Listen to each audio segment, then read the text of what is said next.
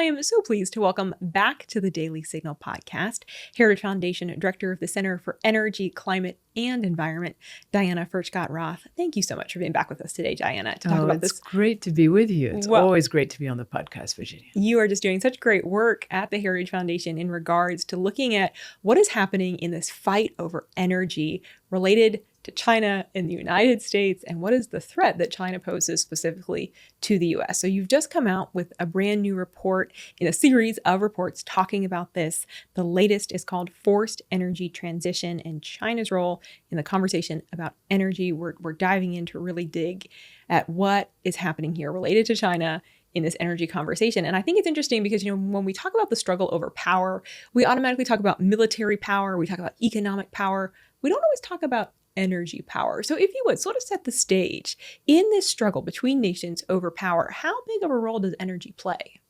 Well, first of all, energy does not have to play a great role, but it is because there are people in the United States who only want Americans to use renewable energy, only want them to use EVs. And you hear about the transition to net zero. Well, really, there is not going to be any transition to net zero if we keep our current lifestyles. And what this does is it makes the United States dependent on countries that produce the wind turbines, the solar panels, the electric vehicles. And right now, all of these are coming out of China.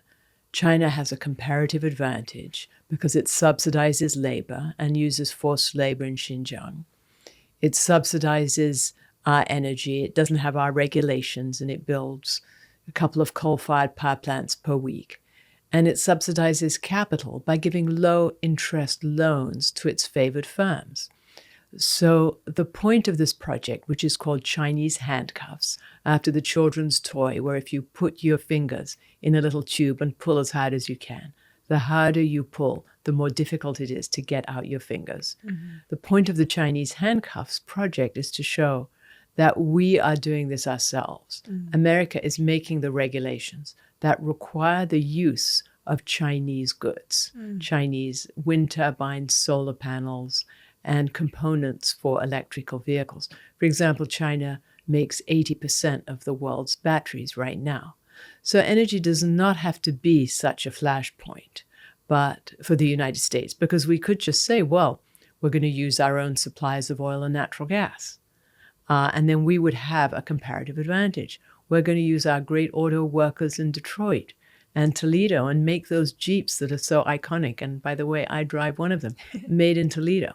But now, for various reasons that I can explain later, also a lot of these jobs are going over to China. So it doesn't have to be, but it is. And if you look at what happened, what started the big energy crisis in Europe was when Russia ended the natural gas exports to Europe because of the war with Ukraine. So Russia is using energy as a weapon. OPEC was using energy as a weapon in the 1970s. America's insulated from that right now because we are the largest producer of oil and natural gas in the world. We're now a net exporter. Yeah. Which is, I think you so clearly articulate how things have shifted so much in the last several years in this report, how the forced energy transition and reliance on China will harm America. Folks can find that at the Heritage Foundation website. But it's fascinating that America, as the largest, one of the largest exporters of energy, and China, one of the largest importers, it's almost like tables are being turned now with this green energy push. It really is, Virginia, and it's very unfortunate because, as I said, we are the largest producer in the world, and the North American platform is so efficient. We get heavy crude from Canada, we refine this into gasoline and heating oil. Our production of natural gas not only is through the roof, but it's really rock bottom prices right now. It's about $2.19 per million BTUs in the United States. In Japan, it's about 6 times that amount. So it's not only that we can use it here, but our allies would like to use it over there. Japan would like to buy more of our LNG. Taiwan would like to buy it because more liquid natural gas means cleaner air because it displaces a lot of coal use. So then, when here in the United States, there are these green energy mandates, whether at a state level or a federal level, how does that affect the US and how does that affect China? Well, it affects the United States in that our electricity prices go up because it's more expensive producing intermittent energy than continuous energy. So say you have your natural gas power plant powered by clean natural gas from the United States, and you have that run continuously. The price for that is much lower than if you have to integrate wind, which doesn't blow all the time, and solar, where the sun doesn't shine all the time. And you have to integrate that into your electricity pricing, because when the wind doesn't blow, then you have a smaller natural gas power plant kicking on. And then for the solar panels, you have maybe large amounts of battery storage. Then you take all those different goods, your backup natural gas, your solar, your wind, you somehow get it through all these transmission lines, and you send it to Virginia Allen in her home. Well, it's more expensive to do that than if we just ran a natural gas power plant continuously and sent it to Virginia in her home. Okay. So Americans are paying higher prices for electricity made from renewable energy. And Americans are also paying higher prices for these electric vehicles. The best-selling car in the United States is the Ford F-150 pickup truck. And the Ford Lightning, which is the electric equivalent, costs about $25,000 more. So the mandate for EVs will require Americans to pay more for the cars that they drive. And the cars that they like to drive might be even more expensive. They might decide, well, I cannot get an EV pickup truck. It's too expensive. So I'm going to downgrade to maybe a 2 or 4 door smaller car. Mm-hmm. Explain the production side, if you would. How is an EV battery produced? And there's a label that's sort of been slapped on these things like EV batteries of that's clean energy. Is that right to label it as clean? No, it's definitely not clean energy unless it were powered only with wind and solar or nuclear power. But right now, mining for the critical minerals in the batteries, that causes vast amounts of environmental damage. And you have to move hundreds of thousands of pounds of earth to get the critical minerals for one battery. We can see that China is buying mines in Africa so that it can get the critical minerals, mines in Latin America. So China has the advantage with all this major mining for the critical minerals that go into the batteries. Then the battery is made. It has to be shipped to the United States.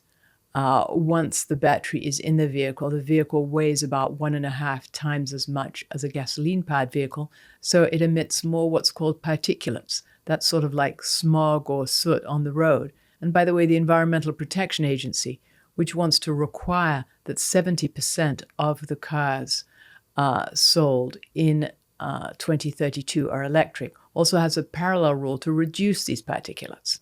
And it doesn't say, well, by the way, these electric vehicles are making more particulates. It just has these different rules. So they definitely don't like particulates, but EVs produce about 25% more than a gasoline-powered car.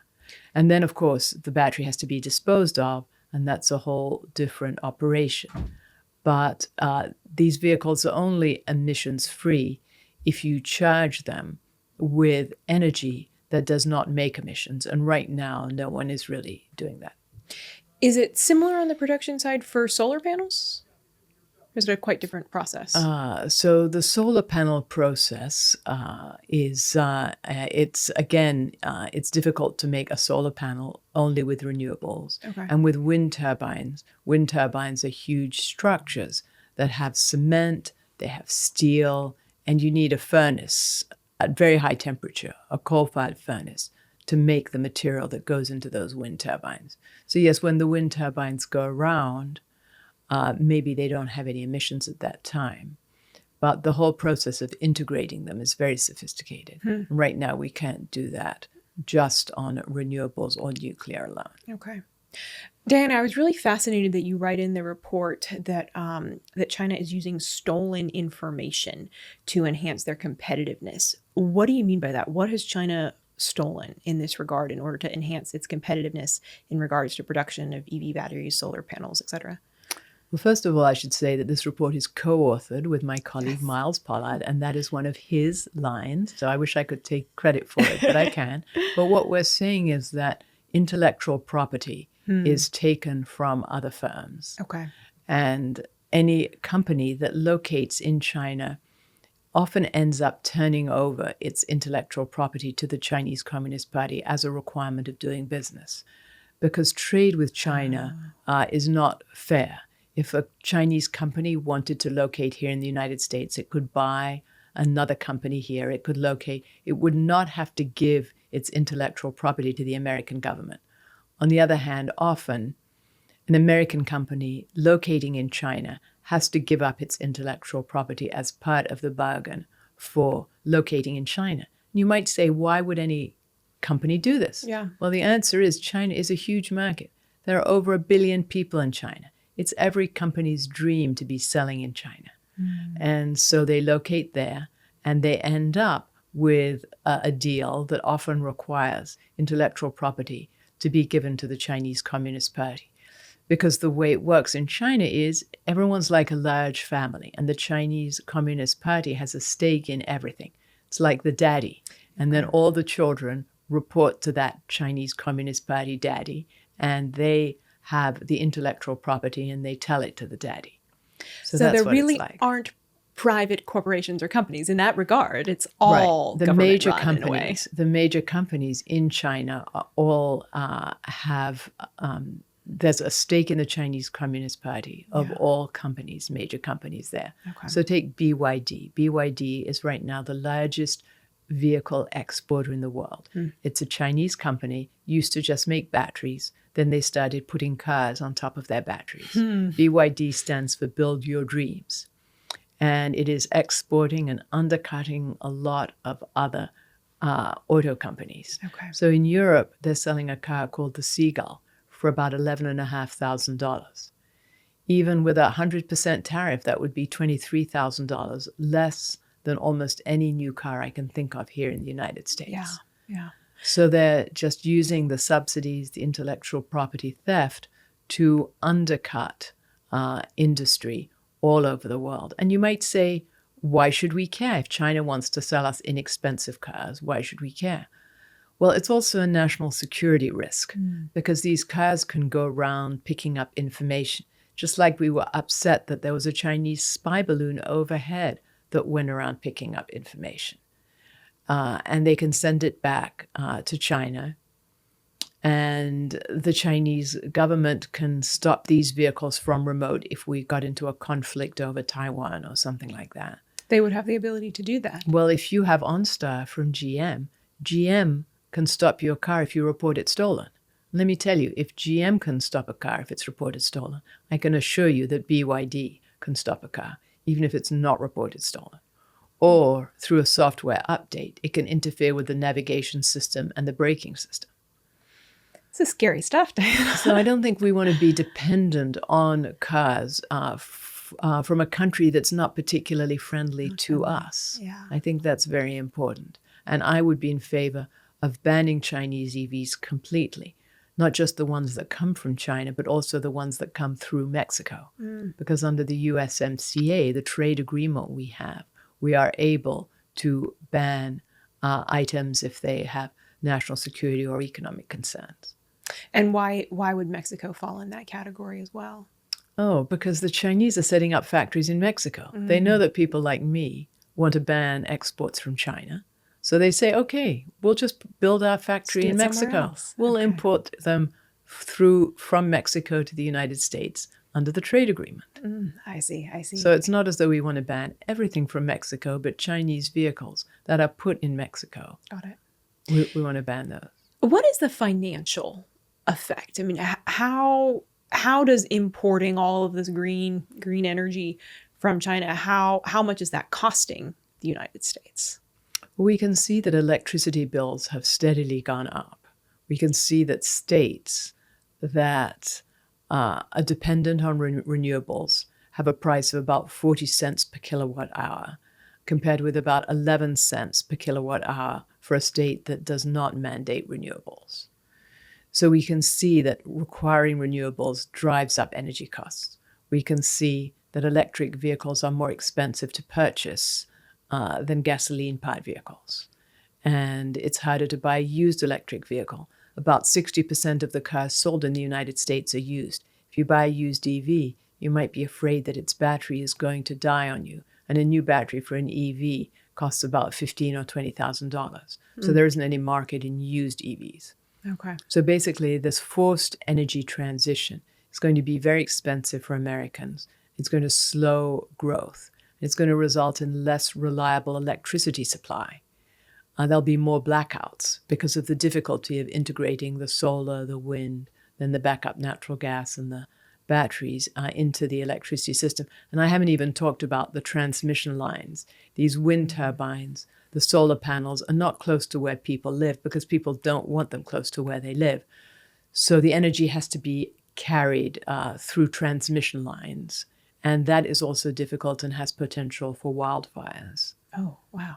We've been reading, of course, about how there are wildfires in California, and that utility there is fighting that. Okay. So then what are the solutions? What are the policy goals, the recommendations that I know you so clearly lay out here, but what needs to change? Well, the recommendations are really common sense. Stop requiring wind and solar. Stop requiring electric vehicles. EPA passed regulations that basically mandate electric vehicles. States have passed regulations that require a certain share of electricity to be made with renewables. We don't have to pass those laws. We can repeal them. We can roll them back. The Environmental Protection Agency has passed a law saying that if power plants do not sequester or bury 90% of their carbon emissions, they have to close by 2040. This is a regulation that needs to be rolled back. Imagine all these power plants closing right when all the electric vehicles went online. I mean, prices for electricity to recharge your EV would go up and there'd be more blackouts. But of course, in its power plant rule, the EPA does not mention its electric vehicle rule. Its electric vehicle rule doesn't mention, oh, by the way, all these power plants might close in 2040 right when you're all buying your EVs. Do you see what I'm saying? Yeah. But we can roll back these regulations. We can roll back these laws. We don't have to have subsidies for green energy. So that's number one recommendation. A good place to start, certainly, and a practical place. Yeah, and it's very possible. Possible. I mean, it's not rocket science. It's common sense. Yeah, yeah. Well, I want to encourage all of our listeners to go to the Heritage Foundation website, heritage.org, and read a copy of How the Forced Energy Transition and Reliance on China Will Harm America, and continue to follow this project of Chinese handcuffs that really digs so deeply into what is happening in this relationship between America and China right now and who the winners and losers are. Diana, I really appreciate your time today, and I appreciate the work that you're doing to just expose what's really happening in this situation. Well, thank you so much, Virginia, for having me on the podcast. And everybody should know that they should not worry about energy because we have all this oil and natural gas, and we have plenty of critical minerals. And all the government has to do is say, drill, frack, whatever you want, mine those critical minerals here, and then we will not have to worry about dependence on China. Excellent. Diana, thank you. Thank you.